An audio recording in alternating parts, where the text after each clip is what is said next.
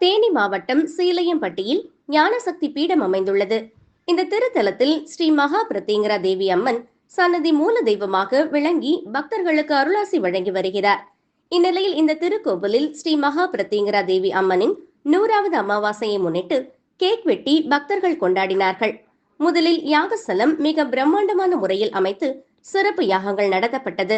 தொடர்ந்து பல்வேறு புண்ணிய தீர்த்த தலங்களில் இருந்து கொண்டு வரப்பட்ட புனித நீரை பக்தி பரவசத்துடன் அம்மனுக்கு ஊற்றி சிறப்பு அபிஷேகம், சிறப்பு ஆராதனைகள் செய்யப்பட்டன. மேலும் பக்தர்கள் மேல் புனித நீர் தெளிக்கப்பட்டது.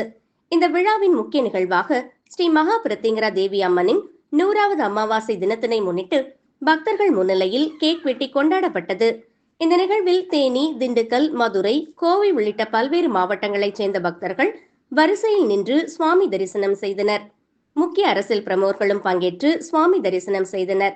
இந்த விழாவில் பங்கேற்ற அனைத்து பக்தர்களுக்கும் கோவில் நிர்வாகம் சார்பில் காலை முதல் அன்னதானம் வழங்கப்பட்டது.